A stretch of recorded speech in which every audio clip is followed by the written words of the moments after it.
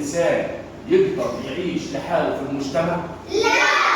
هل الإنسان يقدر يعيش وهو مكروه؟ لا. لازم يكون إيه؟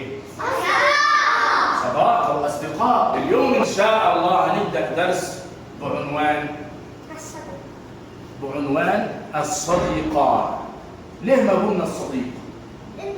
لأن الإنسان لابد أن يكون عنده مجموعة من الأصدقاء.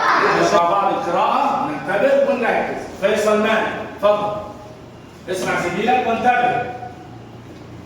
دعا عمار صديقه خالد ليلعب معه بقطاره الجديد وطلب منه أن يمسكه حتى ينتهي من تركيب قطبا. حمد تفضل.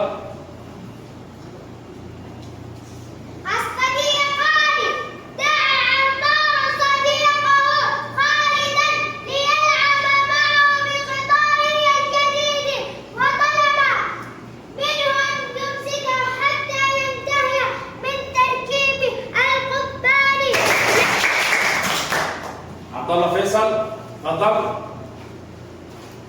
الصديقان دعا عمار صديقه خالدا ليلعب معه بقطاره الجديد وطلب منه ان يمسكه حتى ينتهي من تركيب القضبان، لكنه سقط من يده فتكسر وتفككت اجزاؤه. حي البطل تفضل. اسمع الازهري صوت مرتفع تفضل. الصديقان دعا عمار صديقه خالدا ليلعب معه بقطاره الجديد وطلب منه أن يمسكه حتى ينتهي من تركيب القضبان. حي البطل. استخرج بعض الظواهر اللغوية اللي احنا اتدربنا عليها أكثر من مرة. الصديقان نوع اللام حاتم شمسية. نوع اللام شمسية. وما نوع المد في كلمة الصديقان؟ محمد اثنين يا والألف. أحسنتم يا شباب بارك الله فيك. كلمة دعا نوع الكلمة اسم ولا فعل ولا حرف؟ يعرف؟ دعا اسم ولا فعل ولا حرف؟ نايف فعل. حي نايف. كلمة عمار فيها أشياء كثير. هنا فيها حرف ساكن ولا مضاعف؟ مضاعف. إجابة جماعية. حرف ساكن ولا مضاعف؟ كلمة ليلعب فيها حرف ساكن ولا مضاعف؟ مقطع ساكن. فيها مقطع ايه؟ ساكن. طيب كلمة الجديد فيها مقطع ايه؟ ساكن.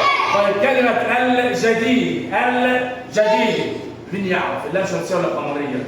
ياسر. قمرية. حي ياسر تحية كبيرة. في يوم من الأيام صديقان اختاروا بعض علشان يكونوا أصحاب. عمار دعا صديقه خالدا. عمار دعا صديقه خالدا. دعا يعني طلب. قال له تعالى اتفضل العب معي. فهنا الطلب بيكون بايه؟ بلطف وبأدب. طلب منه ان يلعب معاه بقطاره الجديد. جاب له قطار وقال له انا عندي قطار جديد اشتريته، تعالى العب معي به. قدرا سقط من يده دون قصد. لكن صاحب القطار اللي هو من صاحب القطار؟ قال اعترض وزعل مره وصيح عليه وصرخ.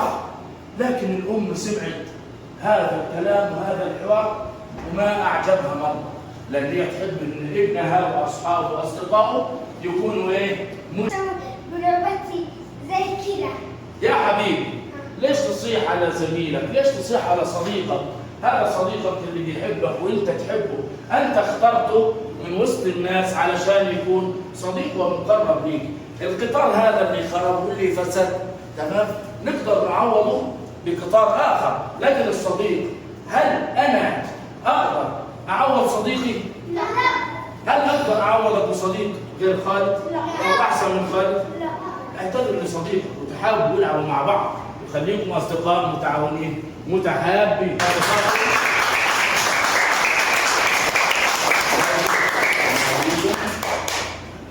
دي بسيطة وانتم تستحقون. أوراق العمل هنا بنوثق فيها اللي احنا فهمناه من الدرس، وبنبدأ نسجل اسمك فقط، وبنتشارك مع بعض في مناقشة ورقة العمل في البداية، وبعدين كل واحد يبدأ يحلها ويتدرب على الاختبار.